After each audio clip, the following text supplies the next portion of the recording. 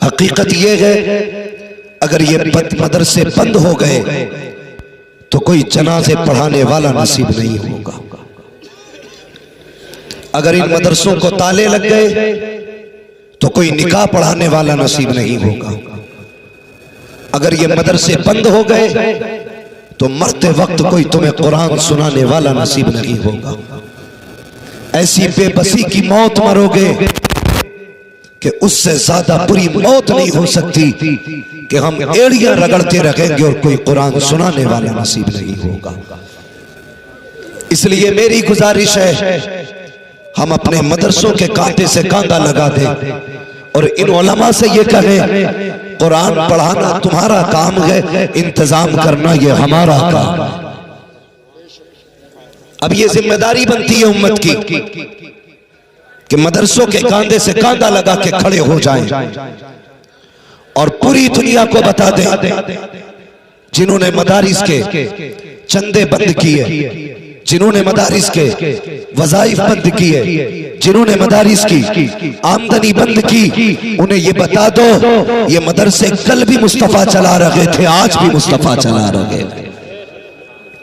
और सच्चाई भी यही है, अगर कोई चंदा दे तो ये ना सोचे मैंने चलाया, कोई पैसा दे तो ये ना समझे ये मेरा पैसा लगा है।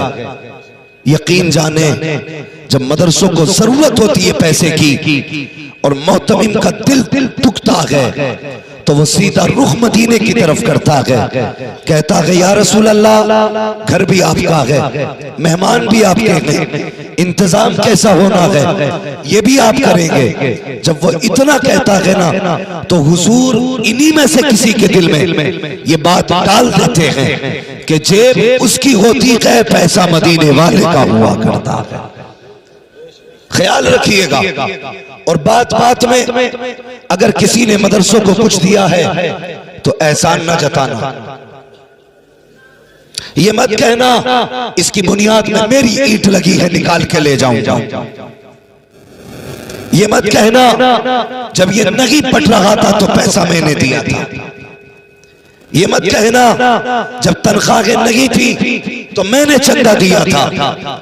कभी ये सोचना भी मत और 10 रुपए दे करके ये घमंड मत करना कि मैंने इन मदरसों और कुरान वालों का हक अदा कर दिया है।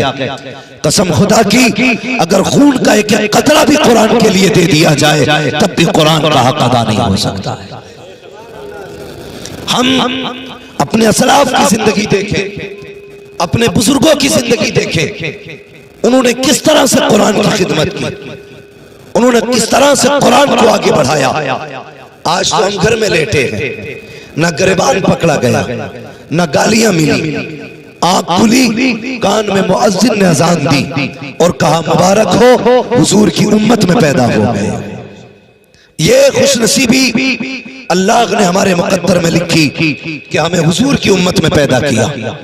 हम मुसलमान हैं, हुजूर की उम्मत में पैदा किए गए। कसम खुदा की हमें कुरान के लिए न सर कटाना पड़ा, न बच्चे देने पड़े, न हमें खून देना पड़ा, न हमें वाक़े करने पड़े। यही वजह है आज कोई कुरान की इज्जत करने तैयार नहीं है, कुरान वालों का एहतराम करने तैयार नहीं है। ए मेरी कौम के जवानों, मेरी बात दिल पे लिख करके लेकर के जाना, ये कुरान वाले कोई आम अफराद नहीं है, ये आम जमात नहीं है, बल्कि ये वो जमात है अगर इनमें का एक बंदा हाथ उठा के दुआ कर देता है, बाकी आमीन कह देते हैं तो कसम खुदा की तकदीर भी बदल जाती है, मुश्किलें भी टल जाया।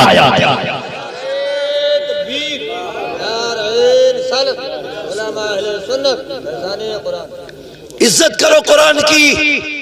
मैं मुबारकबाद पेश करता हूं माँ बाप को, 5 हाफिज कुरान बने।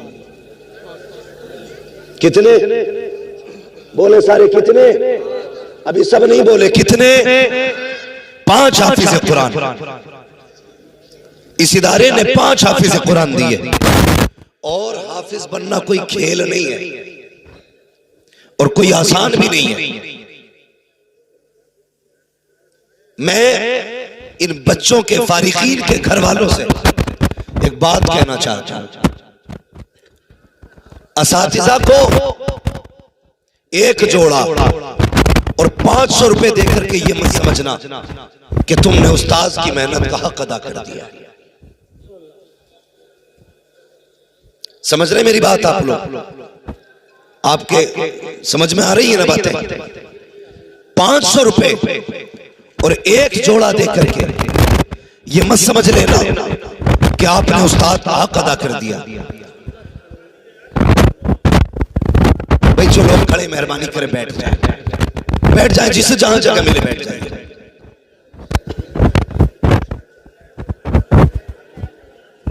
देखिए हजरत खुद उठ के गए यहां से आपको बैठाने के लिए। मेहरबानी करें बैठ जाइए जो लोग खड़े। माशाल्लाह। देखो भले फर्श पे जगह ना हो, दिल में जगह बना लो, थोड़े सिमट के बैठ जाओ। ए बेटे बच्चे अलग से क्या किसी और को बुलाना पड़ेगा बैठाने के लिए? बैठो। हजरत उठ के चले गए, बड़ी बात है बैठाने के लिए।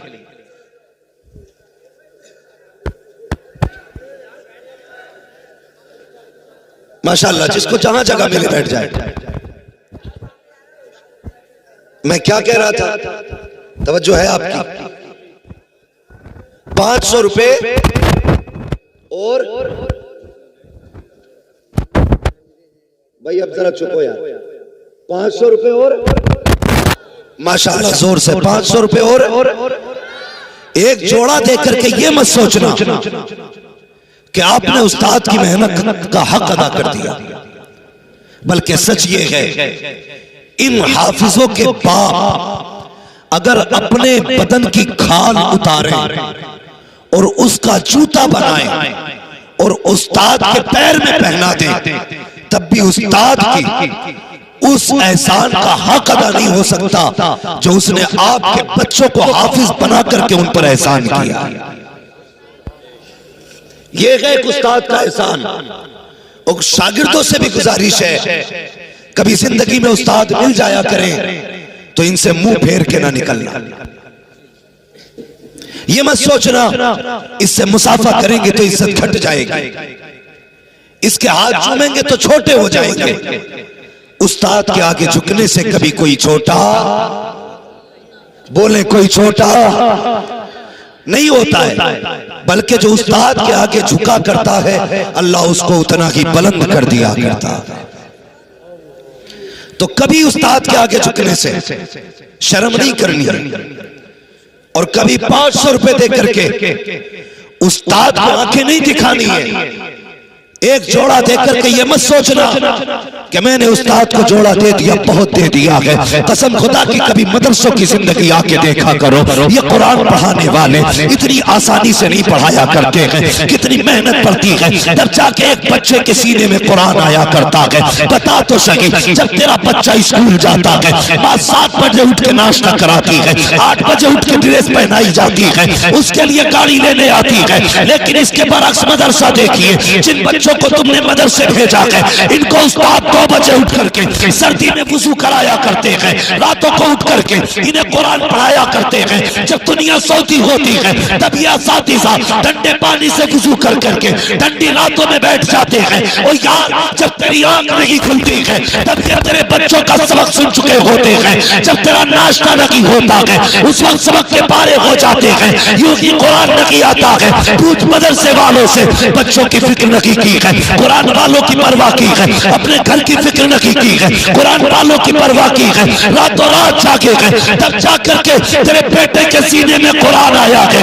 इसलिए मैं कहता हूँ कभी एक जोड़ा दे करके 500 रुपए दे करके ये मत कह देना मैंने हक अदा कर दिया है। खबरदार खबरदार। अरे शागिर्द तो बड़ी बात है, अगर उसके बाप के सामने भी उस्ताद आ जाया करे, अदब तो ये है कि बेटे से पहले उसके सामने बाप खड़ा होता।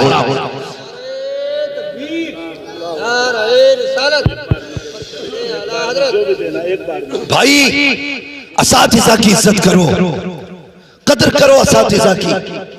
और मेरी बात सुने हजरत, ऐसा भी होता हमारे आज का जो दौर है, हम तो फिर भी बहुत अच्छे दौर में पढ़ लिए। आज का दौर बड़ा खतरनाक दौर है। मजाल है अगर उस्ताद शागिर्द से कपड़ों पे परहेज करा ले, मजाल है उस्ताद बच्चे से कपड़े धुलवा ले। माँ बाप डायरेक्ट कहते, बच्चा पढ़ने भेजा था काम करने नहीं। मैं उन गधों को बताना चाहता हूं जिनकी ये ज़हनियत है कि मेरा बेटा अपनी मेहनत से काबिल बना है। खबरदार, कोई बंदा अपनी मेहनत से काबिल नहीं बनता, बल्कि उस्ताद की अताओं से काबिल बना करता है। ये तो कभी मत सोचना कि मेरा बेटा मेहनत करके इतना बड़ा हो गया।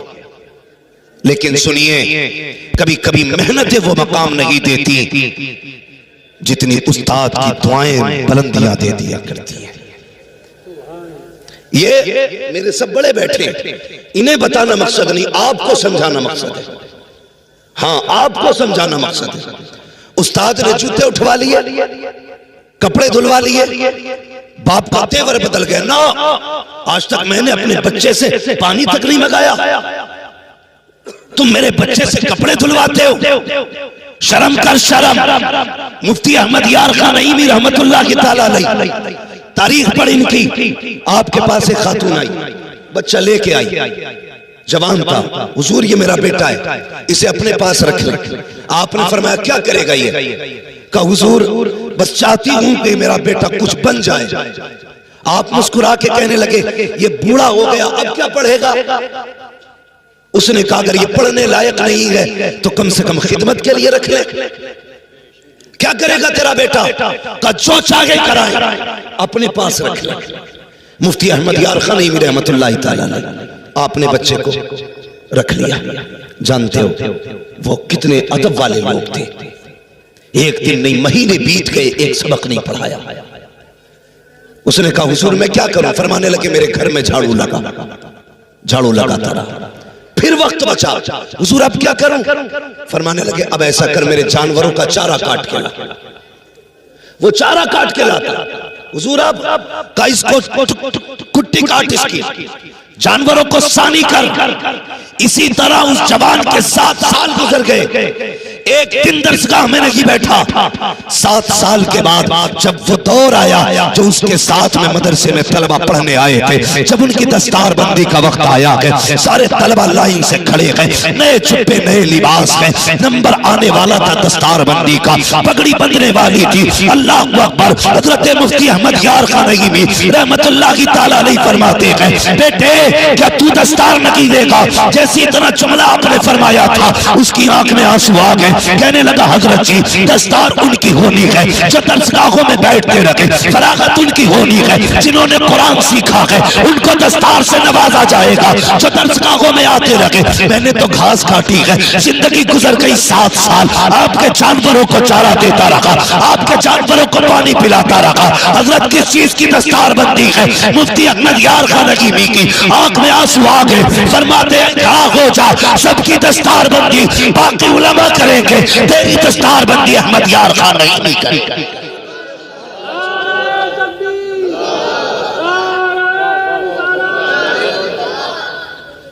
भाई मुफ्ती अहमद यार खान नईमी फरमाते,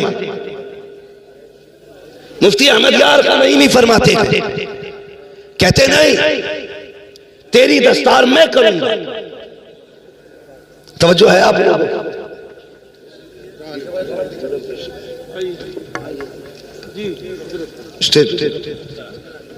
मुफ्ती अहमद यार खान नईमी फरमाते तेरी दस्तार मैं करूंगा।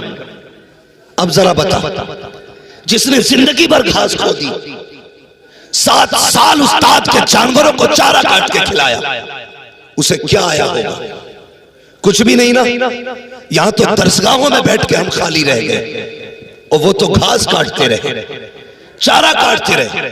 सुने, जब सारे फारिगीन की बाकी उलमा ने पगड़ी बांधी, लेकिन उस शागिर्द के मुफ्ती अहमद यार खान नईमी रहमतुल्लाह ताला अलैह ने पगड़ी बांधना शुरू की। हर बल पे आप रो के कहते यार मुझे छोड़ के तो नहीं चला जाएगा, आज मैं तेरी फरागत कर रहा हूं, मैं दस्तार दे रहा हूं, ये तो सब चले जाएंगे, तू मुझे छोड़ के तो नहीं जाएगा। कहते जाते रोते जाते, जब पगड़ी बंद के तैयार हो गई, हाथ पकड़ के कहने लगे बता यार छोड़ के तो नहीं जाएगा।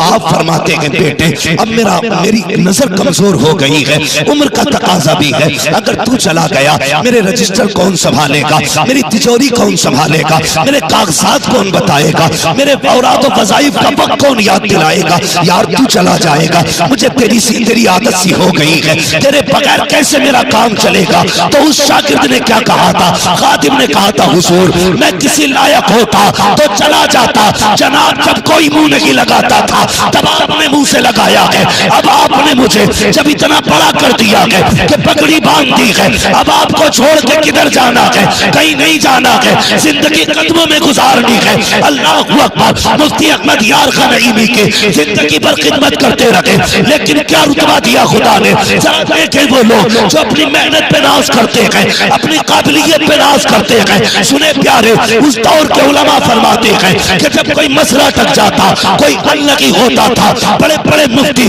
जिसमें सर पकड़ के बैठ जाते थे, फिर इकट्ठा होकर के सब इनके पास आते थे। कहते हैं जो मसला कहीं अनलगी होता था वो हजरत के इस खादिम की बारगाह में चुटकियों में हल हो जाया करता था।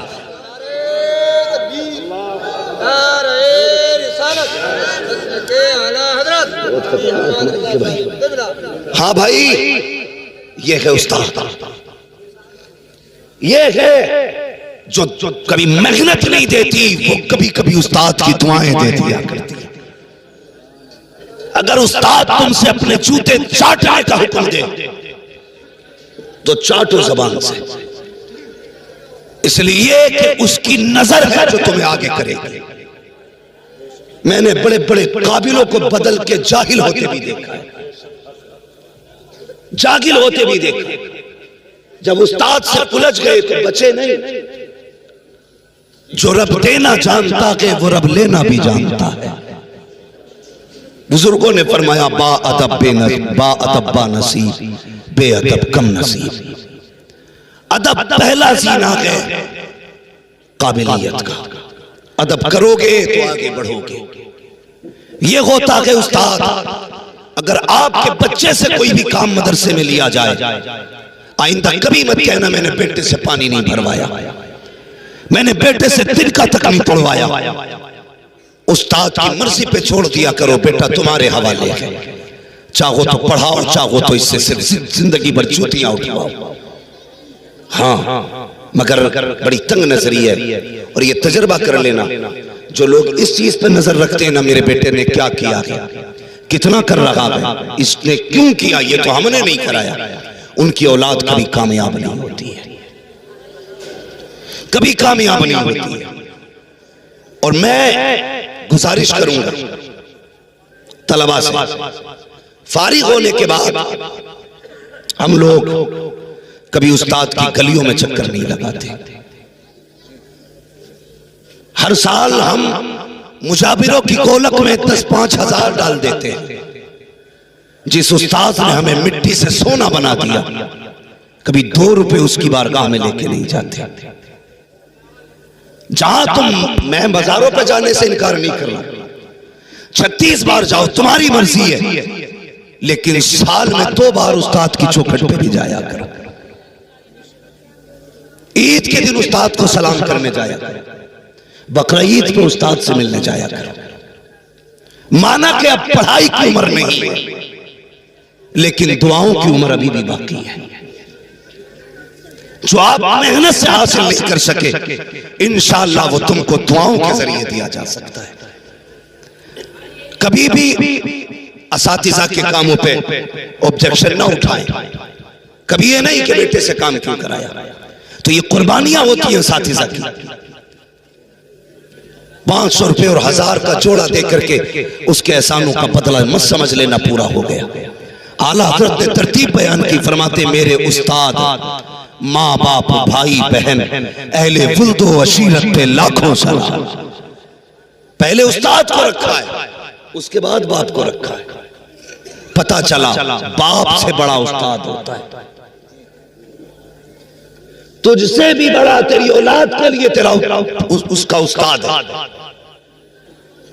ख्याल रखना है हमेशा। ये तो हैं उस्ताद के अपने जो इसकी कुर्बानियां हैं, अल्लाह अकबर। और फिर आप मदरसों की कुर्बानियां देखें, इन इदारे वालों की कुर्बानियां देखें, मदरसे वालों के एहसानात देखें, कितने एहसानात किए गए। और मेरी गुजारिश है, लोग कहते हैं कि लोग कुरान की इज्जत नहीं करते, हम कहते हैं पहले हमने कुरान वालों की इज्जत छोड़ी है, उसके बाद दूसरों ने कुरान वालों को जलील किया है। पहले हमने कुरान वालों को जलील किया। आप कहेंगे कैसे? हम तो हाफिज जी कहते हैं हमेशा, हम तो हजरत कह के बोलते हैं हमेशा। हाँ बोलते हो हजरत कह के, लेकिन अमल में कितना आपने इनको आगे रखा। इन कुरान वालों को कभी तेरे घर के शुद्ध माल से भी दावत मिली? ज़कात और सदक़े के अलावा कभी खिलाया? नहीं। इनकी दावत भी हुई तो कब? जब अब्बा मरा या अम्मा मरी या बीवी का जनाजा निकला, तब इन गरीबों के लिए कुछ चावल निकलते घरों से। खुशी से कपड़े कोई नहीं बनाता। जब देख लिया ताऊ की बरसी आ गई, नाना की बरसी है, तब जाके 160 रुपए मीटर का जोड़ा ला, दुनिया भर के यतीमों वाला पैकेज बना, पैक करके लागा कि ये हजरत आपके लिए। ये दिया हमने इनको रुतबा, ये दी हमने इनको इज्जत। क्या कि अच्छा होता कभी सुबह उठ के कहता आज मेरा जी चाहता है मेरे घर पे अच्छा खाना बना है, अकेला नहीं खाऊंगा, मेरे साथ में मेरे मुस्तफा का मेहमान भी खाना खाए। कभी किए नहीं, हम तो मैयतों वाली रोटी खिलाते हैं, सदका वाला कपड़ा पहनाते हैं। शादी ब्याह में पहली बात तो दावत होती नहीं, अगर होती भी है तो करके भूल जाते हैं। और अब तो वो सिस्टम चल रहा, क्या बोलते हैं उसको, बफे। अबे गधे वाला जो सिस्टम है, सीधी बात सुनो। हाँ, मुझे इंग्लिश नहीं आती, वो जो चल फिर के खाते सिस्टम है, हरिया जानवर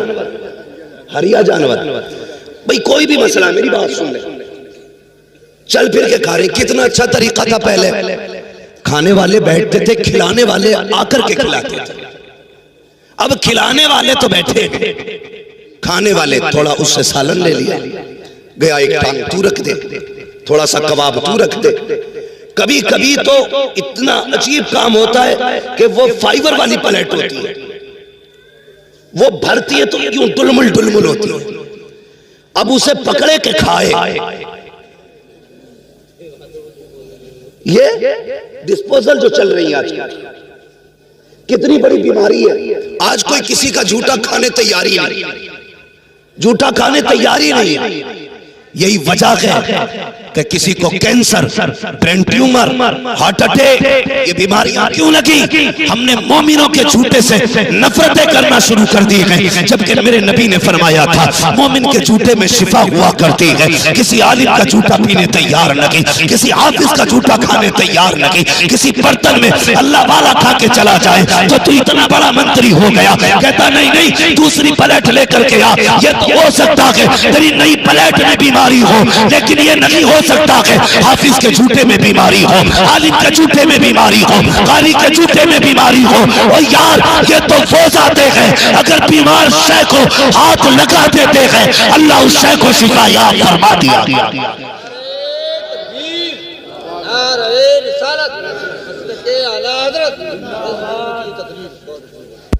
कुतुब बना घूम रहा, झूठा नहीं खाएगा। और शर्म कर, हज़रत नफरतें हो गई इससे। जब एक गिलास में हम पानी पीते थे तो मोहब्बतें थी, एक प्लेट में खाते थे तो एक दूसरे का दर्द था। आज पहले हुक्के चलते थे, एक ही हुक्का पूरी बैठक में घूमता था, है अगर साथ भी बैठे तो साथों एक ही नगाली में मुंह लगा रहे थी ना मोहब्बतें। आज तो मैं उठ के जाऊं, दूसरा आएगा तो झाड़ेगा, ऐसा लगता मैंने वायरस रख दिया। ये नफरतें हो गई हमारे बीच। भाई भाई के साथ खाने तैयार नहीं, एक गिलास में पानी पीने तैयार नहीं। कहीं जाते हैं तो 6 लोग खा रहे हैं तो 6 गिलास रखे, क्योंकि नहीं अब कोई पसंद नहीं करता जूठा खाने में। शर्म कर यार। हाँ, तजर्बा न किया हो तो कर लेना। कई बार ऐसा होता हजरत जैसी शख्सियत भी अगर गिलास से पानी पिए और दूसरा पक्का फांसी को फाजिर बैठा करवट में, वो कहता पानी देना, तो अगर कोई दे नहीं पहले धो लो इसको, ये कहां चले गए? तो वो सिस्टम चल रहा है खड़े होकर खाने वाला। लोग इसे इज्जत वाला खाना कहते हैं। बड़ा आदमी है भाई, सबको बैल बना के खिला रहा है। हाँ, शरीफ आदमी आज दावत नहीं खा सकता, जाए तो बैठने जगह नहीं, चल फिर के खाया करते हैं। पहली बात दावतें नहीं होती, और बुलाया भी इमाम साहब को तो फाता पढ़वा लो। इमाम आया, बेचारे ने हाथ उठाए, फाता पढ़ी, चला गया। तुमने गधों की तरह खिलाया। थोड़ी देर गुजरी कि खाना खत्म हो गया। जब खाना खत्म हुआ सीधे कहते हैं लगता है इमाम ने दिल से फातिहा नहीं पढ़ी। हाँ, खाना खत्म हो गया, जिम्मेदार मौलवी, लगता है दिल से नहीं पढ़ी। कहा क्योंकि डेग खत्म हो गई। भाई गलती मौलवी की नहीं है,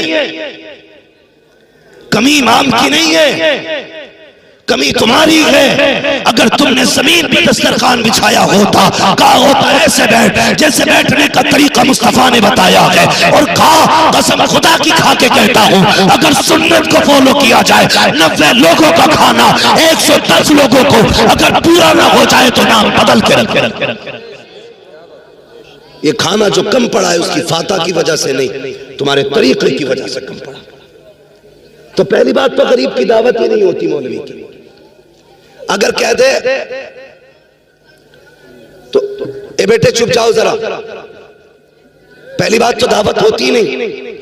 और अगर दावत का नंबर भी आता तो सबसे छोटा वाला लड़का भेजा जाता मदरसे, हपज्जी से कहिया बालकों की दावत है, सबसे छोटा वाला जिसका अपने घर में कोई मैयार नहीं, उसे भेजते मदरसे के अंदर। खुद कहा जा रहा कि मुखिया से कह के आऊं, प्रधान से कही, नेताजी से कह दूं। नेताजी के लिए जूतियां तोड़ रहे हैं, मदरसे के लिए वो कहने वाला आता है जिसकी बात का घर में भी एतबार नहीं, और वो कह के चला गया। बच्चे 1 बजे छुट्टी हो गई मदरसे की, 2 बज के कोई नहीं आया, 3 बज गए कोई नहीं आया। जो मदरस मोहतमिम होता पता कराता भाई खाना शुरू हुआ कि नहीं, तो कहता लो जी तुम शुरू की बात कर रहे हो, खाना खत्म होने वाला, आए क्यों ना अब तक, हमने तो दावत करा दी थी। सुन मेरी कौम, ये बड़ी खुददार कौम है, ये फाके से तो मर सकती है, फिर बुलाए दस्तरखान पे नहीं आएगी। दावतें करके भूला ना करो, और खाने भी जब लगाते हो कहां कहां तुमने जलील किया। सुनो वो बता रहा हूं, मैं आईना हूं दिखाऊंगा दाग चेहरे के, जिसे खराब लगे सामने से हट जाए। ये मत सोचना मैं जन्नत बांट के जाऊंगा, जन्नत मेरे बाप की नहीं, जन्नत रसूल पाक की। बात कड़वी लगेगी मगर सच्ची बात कह रहा हूं। हमने कितना जलील किया कुरान वालों को। पहली बात तो दावत करते नहीं, कर देते तो बुलाते ही नहीं, और बुलाया भी जाता है तो उधर लगी है शानदार मेज, अच्छी कुर्सियां। जब मदरसे वाले बच्चे आते कहते ना इधर नहीं, अल्लाह उधर पाल बिछा के खिला दो, इधर नहीं, इधर वीआईपी लोग खाना खाएंगे, इधर वीआईपी लोग ना, इधर किसने भेज दिया इनको, उधर बैठाया जाए। मुझे बता तो सही ये वीआईपी होता कौन है, किसको तू वीआईपी कहता है? तुम्हारी नजर में वीआईपी वो है जिसके बदन पे 18,000 का कोट होता है। तुम्हारी नजर में वीआईपी वो है जो 16,000 के जूते पहन के आता है। तुम्हारी नजर में वीआईपी वो है जिसकी आंख में 12,000 का चश्मा होता है। तुम्हारी आंख नजरों में वीआईपी वो होता है जिसके सर पे 1800 का कैप होता है। और ये तेरा मैयार है, चल पूछ मदीने वाले से वीआईपी कौन होता है। आका फरमाते हैं खैरुकुम मन तअल्लमल कुरान वअल्लमहु। वीआईपी वो होता है जो कुरान सीखा करता है या कुरान सिखाया। एक मेयार वो है जो तुमने मुकर्रर किया, एक मेयार वो है जो मेरे मुस्तफा ने मुकर्रर किया। हमने जलील किया कदम कदम पे कुरान वालों का, हमने छोटा दिखाया जगह जगह पे कुरान वालों का। मैं तो डंके की चोट पे कहता हूं, बहुत शौक है ना डीजे बजाने का, बहुत शौक है ना डांस करने का। चल बजा डीजे निकाह पे, जब दम अटकने लगे मौलवी को मत बुलाना, फिर भी नहीं डीजे वालों को बुलाना। करेगा कोई डीजे तो डीजे, मोहल्ले भर में कव्वाली बज जाए तो खैरियत नहीं कि मेरा अब्बा मर रहा है और तुम्हें गैरत नहीं आ रही, मेरे अब्बा की सांसें अटक रही हैं, तुम्हारी समझ में नहीं आ रही है, तुम बड़ी जमा के गाने बजा रहे हो, तुम कव्वालियां बजा रहे हो। ये हालात है। अगर तुम मैयत पे डीजे नहीं बजा सकते तो तुम्हें निकाह पे डीजे बजाने का हक किसने दिया? बताओ मुझे। मौत के वक्त अगर साउंड तेज हो तो तेरे बाप को तकलीफ होती है, शादी पे अगर गानों की आवाज आए तो रसूल पाक को तकलीफ होती है। क्यों नहीं सोचते, क्यों नहीं बदलते अपने आप को? हमने सिर्फ इस कौम को तीजा पढ़ने वाली कौम समझा, हमने इस कौम को सिर्फ चने पढ़ने वाली कौम समझा। नहीं, ये चने पढ़ने वाली कौम नहीं है, ये उम्मत को मुस्तफा तक ले जाने वाली कौम है, ये गुलामों को हुजूर तक पहुंचाने वाली कौम है। इसकी इज्जत किया करो, इसकी कदर किया करो। अगर तुम्हारे घर में अपना बेटा हाफिज कुरान है तो उसे सिर्फ बेटा ना समझना, बल्कि उसे हुजूर के दीन का वारिस भी समझना है। भले ही अपना बेटा समझ के इज्जत ना करो, मगर कुरान का हाफिज समझ करके उसका एहतराम करना है। करेंगे इंशाअल्लाह? बोलो जोर से, और जोर से इंशाअल्लाह। ये सारे बच्चे गांव के या बाहर के भी? माशाअल्लाह, बहुत कम ऐसे जलसे मिलते हैं जहां पे फारिग होने वालों में बस्ती के बच्चे फारिग होते हैं। ज्यादातर चराग तरह अंधेरा ही दिखाई देता है। हम कहते हैं जी हमसे पैसे ले लो, बच्चे ना लो पढ़ाने के लिए। बच्चे पढ़ाएंगे इंग्लिश मीडियम में, कुरान नहीं, कुत्ता बिल्ली पढ़ाना है। मैं इनकार नहीं करता, हमारी कौम का जवान हिंदी इंग्लिश पढ़े, आगे बढ़े, आईएएस बने, आईपीएस बने, एमबीबीएस बने, फख्र होता हमें। लेकिन उससे पहले हुजूर के कुरान का कारी बनना चाहिए।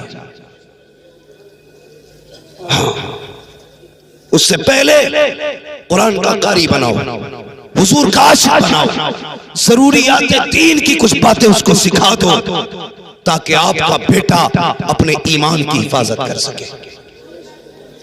वरना जितने भी बड़ी बड़ी डिग्री वाले हो जाते लोग, वो कहते हैं नहीं जी सब एक ही है, ईश्वर भगवान अल्लाह, मंजिल सबकी एक है, तरीके अलग अलग, ये कह के लोगों को गुमराह किया जाता है।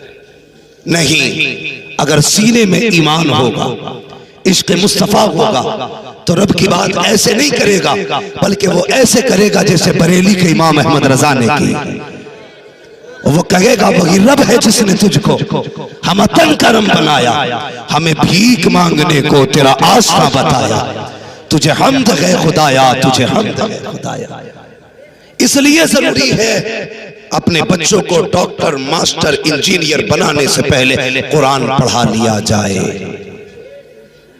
वरना कई बार लोग कहते हैं बड़ी अच्छी जिंदगी जी लिया मैं, क्या हुआ? अल्लाह ने 5 बेटे दिए थे तो 5 मैंने बिजनेसमैन बना दिए, 3 प्लॉट छोड़े हैं, 4 मकान छोड़े हैं, बेटे सब अपने अपने पैरों पे खड़े हैं। ये कोई कामयाब जिंदगी है? कामयाब जिंदगी वो नहीं जिया जिसने अपने पीछे बिल्डिंग मकान छोड़े हैं। कामयाब जिंदगी वो जिया है जिसने अपने पीछे कुरान पढ़ने वाले छोड़े। मरने के बाद क्या चाहिए? बिरयानी बताओ, रसगुल्ले, एयर कंडीशन रूम, लग्जरी गाड़ियां? नहीं ना, सिर्फ एक ही चीज चाहिए और वो है रब की रजा। यही चाहिए ना मरने के बाद? तो ये कब मिलेगी? जब हम अपने बेटों को कुरान दे करके जाएंगे, अपने बेटों को दीन से जोड़ करके जाएंगे। जब हम कब्र में लेटे होंगे, ये भी बड़ा मसला हज़रत, ये भी बड़ा मसला है। मरे कोई भी नमाज पढ़ाने के लिए मुफ्ती साहब को ही बुलाया जाए, अच्छी बात है, पढ़वाओ, लेकिन वजह ये भी है हमने ये सोच रखा है दुनिया के हक खा जाओ, मुफ्ती साहब से नमाज पढ़वा लेंगे, काम चल जाएगा। गले घोट दो गरीबों के, इन्हें बुलाएंगे, काम चल जाएगा। याद रखना प्यारे, किसी का हक खा के मरेगा, अल्लाह उस वक्त तक जन्नत नहीं देगा जब तक तुझसे उस मजलूम का पूरा हिसाब नहीं लेगा। मैं इस बात का इनकार नहीं करता कि नमाज जनाजा अच्छा आदमी ना पढ़ाए, पढ़वाओ अच्छे आदमी से, लेकिन इतना जरूर कर जा ताकि नमाजियों की सफ में तेरा कुरान पढ़ने वाला बेटा भी खड़ा हो। जानते हो हजरत, जानते हैं, मेरे ख्याल से कोरोना में एक एक दिन में सैकड़ों सैकड़ों जनाजे हजरत ने पढ़ाए, 100 जनाजे एक एक दिन में हजरत ने पढ़ाए, जहां तक मुझे खबर हुई। हाँ, बहरहाल बताने वालों ने ज्यादा बताए, बहुत जनाजे पढ़ाए। लेकिन होता क्या था, आज भी होता है, जब मुसल्ले पे इमाम खड़ा होना, मुसल्ले पे इमाम खड़ा हो, वो पूछते नमाज पढ़ाई जाए, वो बीचा सफ में वो देख के कहता, तो आवाज पेड़ के नीचे से आ रही है, पढ़ाओ जी पढ़ाओ। हाँ? पूछा सफ में जाता, पढ़ाई जाए, कहता पढ़ाओ। इमाम साहब कहते हैं बेटा किधर है इसका? कहा यही तो बेटा है, नमाज में नहीं आया। कहता जी कपड़े ठीक नहीं है। उससे भी बड़ा कम नसीब कोई बेटा होगा जो बाप के जनाजे की नमाज में शामिल ना हो सके? सोचो तो सही, उससे बड़ा कम नसीब कौन होगा जो बाप की नमाज से जनाजा ना पढ़ सका? क्या करोगे सिर्फ दौलत दे करके? ये तुम्हारे जनाजे तक में शामिल नहीं होंगे। अगर चाहते हो ये जनाजों को कांधे दें, ये नमाज में खड़े हो, तुम्हारी मैयत को आके मिट्टी दें, तुम्हारी कब्र पे बैठ के कुरान पढ़ें, तो सिर्फ दुनिया की डिग्री न दे के जा, कुरान वाली डिग्री भी दे के चला जा, और ऐसा बना जा कि जब दुनिया छोड़ के आ जाए, ये कुरान लेके बैठ जाए और कहते अब्बा घबराने की जरूरत नहीं है, जिस दिन के लिए तूने कुरान पढ़ाया था वो दिन आ गया है, सब छोड़ के जा रहे हैं, लेकिन देख तेरा कुरान वाला बेटा तुझे छोड़ के नहीं गया। इसलिए मैं कहता हूं कामयाब जिंदगी वो नहीं जिया जिसने बिल्डिंगें बनाई है, कामयाब जिंदगी वो जिया है जिसने अपने पीछे कुरान वाले छोड़े। पढ़ाएंगे कुरान इंशाअल्लाह, बोलो, सारे नहीं बोल रहे, डर लग रहा है क्या? पढ़ाएंगे कुरान, बोलो इंशाअल्लाह। हाँ, और एक फायदा और बता दूं, कुछ जगहों पे कुरान पढ़ने वालों को तीजों में डबल हिस्सा भी मिला है। पढ़ाओगे कुरान है, कई बार तो कुरान डबल चक्कर में ना पारे लेके बैठ जा रहा और ऐसी उंगली चलाए जा रहा, 2 मुट्ठी मिलेंगे, 1.25 क्विंटल चने हो गए और कब्र में लट बराबर चल रहा, जबकि इतनी बड़ी फजीलत है कलमा शरीफ की।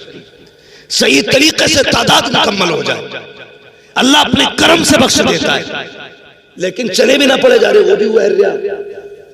होता क्या है ये भी सुने, जिन्हें कलमा दुरुस्त आता है वो कुरान लेके बैठ जाते हैं, और सही है कलमा ही उनका दुरुस्त होता है जिनको कुरान भी आता है, वरना ऐसा कलमा पढ़ रहा है दे पटक कर रहा है, हाँ, बजाय सवाब के गुनाह हो रहा है उसमें, तो सारे चनों में बैठ गए जाके। जिन्हें पारे आते थे वो कुरान लेके बैठ गए। मैं नहीं कहता कुरान में सवाब नहीं है, बहुत बड़ा सवाब है, लेकिन जब हमें कलमे की तादाद पूरी करनी है तो आज तो सारे लोग बैठ के कलमा पूरा कर लो, चनों में बैठ जाओ पढ़ने वाले भी सही, ताकि सही तरीके से कलमा मुकम्मल हो जाए, कलमे की तादाद पूरी हो जाए। लेकिन नहीं, अगर चने डबल देते हो तो सिंगल ही दिया करो, ताकि लोग लालच में उधर ना जाए।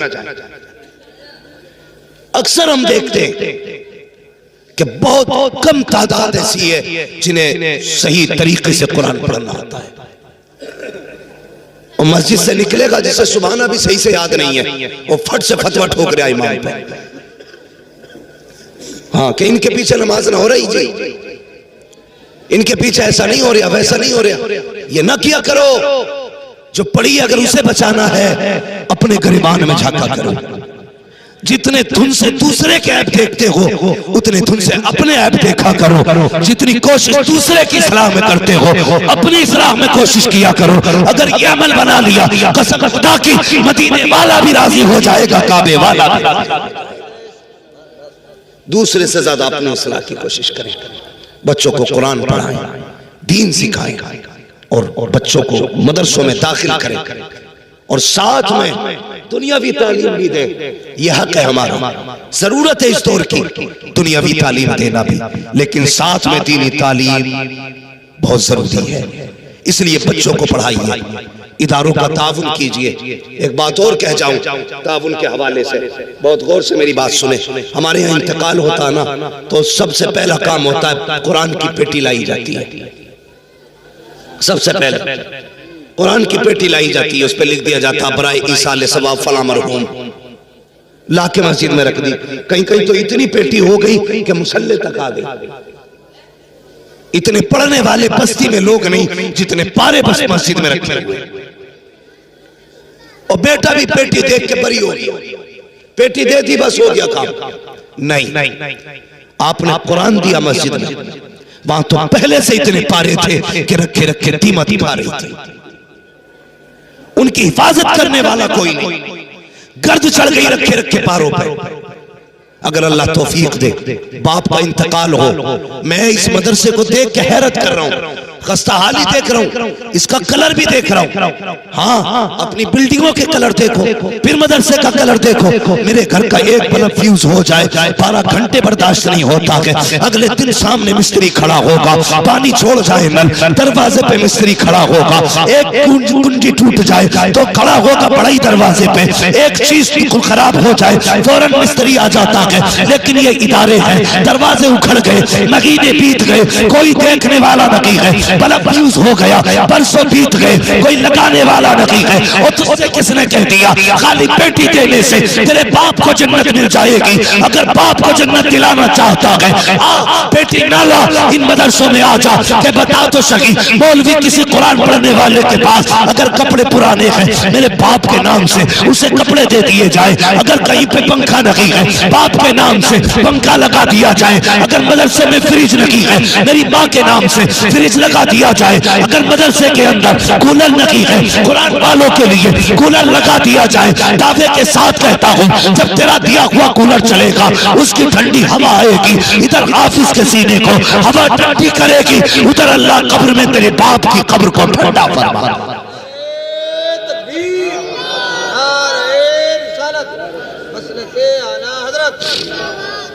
इसलिए मदरसों को देने से इतना फायदा है कि शायद मरने के बाद आप कहो कि बहुत अच्छा किया था एक कमरा बनवाए थे। ये याद रखना मेरी बात, आप कहो अच्छा किया था एक कमरा बनवा दिया था। कोई गारंटी नहीं है मरने के बाद कोई तुम्हारे लिए इसाले सवाब करेगा। अच्छा, हम में से कितने लोग हैं जो अपने परदादा की कब्र जाते हैं और जानते भी हैं? बहुत कम लोग होंगे ना जिन्हें अपने परदादा की कब्र मालूम भी है और जाते भी हैं, बहुत कम। अगर ये दौर ऐसा है तो आने वाला दौर तो और खतरनाक है। हमारे मरने के बाद हमारे पोते हमारी कब्रों पे नहीं आएंगे। यह भी हो सकता बेटे ही कब्रों पे ना आए। इसलिए जो कौम कब्र पे फातिहा पढ़ने नहीं आएगी वो तेरे इसाले सवाब के लिए तेरी छोड़ी हुई दौलत से मस्जिदें बनवाएगी? नहीं, कोई किसी का नहीं। अब तो बाप की छोड़ी हुई मालियत को लोग माले गनीमत समझते हैं। बाप के छोड़े हुए माल से 1 रुपया देने बंदा तैयार नहीं। मस्जिद के लिए कितनी भी मेहनत करके कमा लो, जितना चाहो छोड़ जाओ, कोई तुम्हारे लिए नहीं करेगा। अगर चाहते हो कि कब्र में राहत की सांस आए, अपने जीते जी अपने हाथ से ये काम कर जाओ। अपने जीते जी मस्जिदों में ताउन कर दो, मस्जिद मदरसों में ताउन कर दो। जब तक इन मदरसों में रब का कुरान पढ़ाया जाता रहेगा, तेरी कब्र में सवाब का सिलसिला जारी होता रहेगा। इसलिए मदरसों का ताउन करें, खास ख्याल रखें मदरसों का। और वो नौजवान जिन्हें ये शिकवा है मेरी कमाई में बरकत नहीं होती है, सिर्फ एक वजीफा बना लें, महीने में कुछ रुपए मुकर्रर कर लें और ये कहें हर महीने मुझे अपनी कमाई से इतने रुपए रसूलुल्लाह के घर में भेजने। फिर देखें अल्लाह कितनी बरकतें अता फरमाता है, अल्लाह कितनी रहमतें नाज़िल फरमाएगा। तेरे अकेले की कमाई से अल्लाह तेरे परिवार की परवरिश करेगा। लेकिन होटलों के लिए पैसा है, यारों की मीटिंग के लिए पैसा है, दोस्तों के साथ कॉफी शॉपी के लिए पैसा है, अगर नहीं है तो कुरान वालों के लिए कुछ नहीं है। ये तंगदस्ती भी है, तंग नजरी भी है। इसलिए मेरी गुजारिश है आप अपनी कमाई का कुछ हिस्सा मदरसों में भी लगाया करें। ये इदारा क्या नाम है मदरसे का? मदरसा जामिया कादरिया फैजुल इस्लाम। इसकी इमारत से नहीं लगता कि ये 5 हाफिज दे सकता है, लेकिन इसके फारिग बता रहे हैं मदरसे ने अपना हक अदा किया है, लेकिन कौम ने पूरा हक अदा नहीं किया। ये कड़वी सच्चाई है। अगर कौम ने पूरा हक अदा किया होता तो आज इसकी ये कंडीशन नहीं होती। ये भी तुम्हारे घर की तरह चमकता। हुजूर से इश्क करते हो, प्यार करते हो, आज अहद करके उठना कि हम अपने घर से ज्यादा रसूलुल्लाह के घर की खिदमत करेंगे। करेंगे इंशाअल्लाह। बोलो जरा इंशाअल्लाह। अगर नहीं बोल सकते हो तो कुछ पैसे वैसे लेके बोल जाओ। तो ये अहद करो हम अपनी कमाई कुरान के लिए लगाएंगे। यही कुरान क़यामत के दिन सिफारिश करेगा, यही कुरान क़यामत के दिन शफाअत करेगा। वो लोग जो कुरान वालों को खाने खिलाते हैं, वो लोग जो कुरान वालों को पानी पिलाते हैं, वो लोग जो कुरान वालों की खिदमत करते हैं, क़यामत के दिन वो देखेंगे अगर ये कुरान वाले जन्नत में गए, अकेले नहीं जाएंगे, आपका हाथ पकड़ के आपको जन्नत में लेके जाएंगे। इसलिए इनकी खिदमत करें। अल्लाह खुशी दे, पहले कुरान वालों को आगे रखा करे। ये अगर कुर्सियां कितनी भी वीआईपी लोगों के लिए लगे, इनकी कुर्सियां अलग होनी चाहिए। कोई बैठना भी चाहे तो रोक दो, क्या खबरदार यहां अभी मेरा मेहमान नहीं बैठेगा, पहले इस कुर्सी पे मदीने वाले का मेहमान बैठेगा। ये नजरिए पैदा करें, इज्जत दे कुरान वालों को, एहतराम करें कुरान वालों का। अगर आप एहतराम करेंगे, कसम खुदा की आपकी नस्लों में कुरान की बरकतें होंगी, आपके परिवार में कुरान की बरकतें होंगी। और मैंने ये तजर्बा किया है, जिस घर में एक हाफिज कुरान हो जाता है, अल्लाह उसके पूरे परिवार को फिर सलामतियां बख्श देता है, हिफाजत फरमाता। अगर बाप पहले दाढ़ी मुंडाता हो ना तो बेटा हाफिज हो जाए तो कहता नहीं यार अब नहीं मुंडानी है, अब मेरा बेटा हाफिज हो गया। ये निस्बत उसको दाढ़ी रखने पे मजबूर कर देती है। बाप कितनी बड़ा चोर क्यों ना हो, बेटा हाफिज हो जाए तो कहता अब नहीं चोरी करनी है, अब मेरा बेटा हाफिज हो गया। क्या है ये? कुरान की बरकतें हैं। जिस घर में कुरान आ जाता है, लोग ऑटोमेटिकली गुनाह से बचते हैं। भले नाम कुछ भी हो, लेकिन बचा देता है कुरान। एक कुरान वाला लेके आओ, कसम खुदा की दुनिया भी बेहतर हो जाएगी, आखिरत भी बेहतर होना शुरू हो जाएगी। कोशिश करें एक बेटे को कुरान का कारी जरूर बनाना है। बनाएंगे इंशाअल्लाह। बोलो जोर से। अपने बच्चों को कुरान पढ़ाएंगे। IAS IPS बनाओ, अच्छी बात है, लेकिन उससे पहले कुरान भी बनाओ। भाई इनायत रसूल साहब, आप डॉक्टरी की लाइन में, मैं तो दुआ करता हूं कि आप जब भी कभी दवा दें पहले दुरूद पढ़े फिर खुराक दें।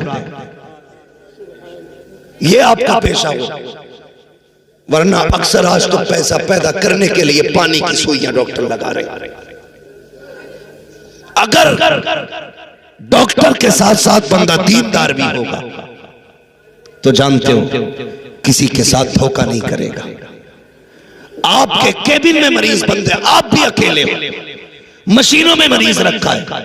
आज तो ऑक्सीजन लगा के 3 दिन तक मुर्दा पैक कर दिया जाता है।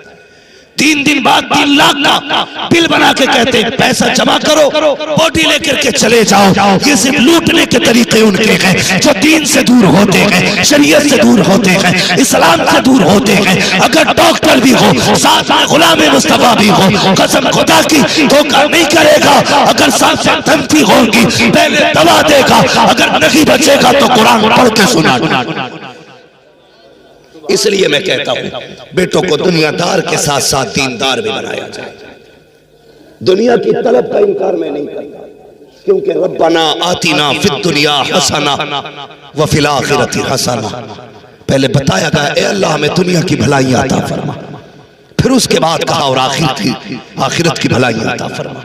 मैं इसलिए इनकार नहीं करता, पढ़िए, आगे बढ़िए, तालीम आपका हक है, वो लीजिए, पोस्ट आपका हक है, हासिल कीजिए, लेकिन कुरान नहीं छोड़ेंगे। बोलो इंशाअल्लाह कुरान नहीं छोड़ेंगे। अगर कुरान छोड़ दोगे तो कुरान तुम्हें छोड़ देगा, और अगर कुरान ने छोड़ दिया तो याद रखना वो जमाने में मुअज़्ज़ज़ थे मुसलमान होकर, हम हुए खार तारीके कुरान होकर। जो कौम कुरान छोड़ देगी फिर उसका मुस्तकबिल तारीक हो जाएगा, उसे कोई बचाने वाला नहीं आएगा। याद रखना कुरान सिर्फ मैयतों के लिए नहीं आया था, कुरान सिर्फ तीजे 40वें के लिए नहीं आया था, कुरान शऊर जिंदगी देने के लिए आया था, कुरान ज़ाब्ते हयात देने के लिए आया था। कुरान सिर्फ इसलिए नहीं पढ़ना है कोई मरेगा तो जनाजे पे पढ़ेंगे, बल्कि इसलिए कुरान पढ़ना है कि इसके जरिए अपनी जिंदगी भी रोशन करेंगे, अपनी आखिरत भी रोशन करेंगे। आज हम में कई ऐसे लोग भी होंगे जिन्होंने महीनों से कुरान नहीं पढ़ा, जिन्होंने साल भर से कुरान नहीं पढ़ा। दुनिया में आके अगर कुरान नहीं सीखा तो क्या सीखा। इसलिए जोर दे तालीम पे, कोशिश करें हम खुद भी कुरान पढ़ेंगे, अपने बच्चों को भी कुरान पढ़ाएंगे। फरमाया गया कुल हल यस्तविल लदीना यअलमूना वल्लदीना ला यअलमून, महबूब आप फरमा दीजिए जानने वाले और ना जानने वाले बराबर नहीं हो सकती, है ही नहीं बराबर। इसलिए कि इल्म रोशनी होती है और जहालत तारीकी होती है। रात और दिन कभी इकट्ठा नहीं होते हैं, अंधेरा उजाला कभी एक नहीं हो सकता है। इसलिए याद रखिएगा जो आलिम का मकाम है वो गैर आलिम का नहीं है, जो शान आलिम की है वो गैर आलिम की नहीं है। अल्लाह क़यामत में हुक्म देगा फरिश्तों जाओ मेरे कुरान वालों को बुला के ले आओ। फरिश्ते कहेंगे या अल्लाह आदम से लेके आखिरी पैगंबर तक सबकी उम्मतें हैं, किसका पता चलेगा कुरान वाला कौन है। कोई बैच नहीं, बिल्ला नहीं, पट्टी नहीं, रेबिन नहीं, कोई ड्रेस नहीं, कैसे पहचानेंगे। रब फरमाएगा उनके मुंह सूंघना, जिनके मुंह से मुश्क की खुशबू आती होगी वही कुरान पढ़ने वाले। इसलिए कुरान पढ़ने के आदी बने, दीन से मोहब्बत करें, दीन के करीब हो जाएं, मदरसों के साथ कांधे से कांधा लगा के खड़े हो जाएं। अगर आपका ताउन मदरसे के लिए हुआ है, घमंड न करना, तकब्बुर न करना, खुदा का शुक्र अदा करना कि उसने तुम्हारा पैसा मदरसे के लिए कबूल कर लिया, तुम्हारा पैसा मदरसे के लिए कबूल किया है। इसलिए कि हर किसी का पैसा भी मदरसे के लिए कबूल नहीं होता है। मैं माजरत चाहता हूँ, मेरे गले में बहुत दर्द होने लगा। अब इंशाल्लाह कभी फिर आपकी फरमाइश पूरी करूंगा। हाँ, और मैं इनायत रसूल भाई से बात करूंगा इंशाल्लाह। आइंदा माइक अच्छा रहेगा, उम्मीद की जाती है, उम्मीद की जाए। हाँ, खाली मौलवी को हलाल नहीं करना, थोड़ा खुद भी हलाल होना, अच्छा वाला माइक लाना है। माशाल्लाह ये मदरसे का आपने जो अब तक का जलसा सुना, ये इस इदारे के ज़ेर एहतमाम और हजरत की सरपरस्ती में अब तक ये प्रोग्राम चला। अब आगे को दस्तारबंदी का मंजर है या नातखानी का मामला है, ये सदर जलसा के हुक्म से पता चलेगा। बस मैं गुफ्तगू खत्म करने लगा हूँ, यही है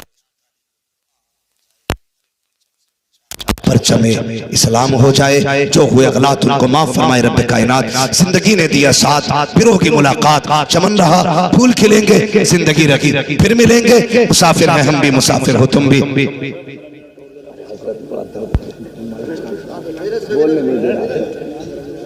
मालिक मौलाना है।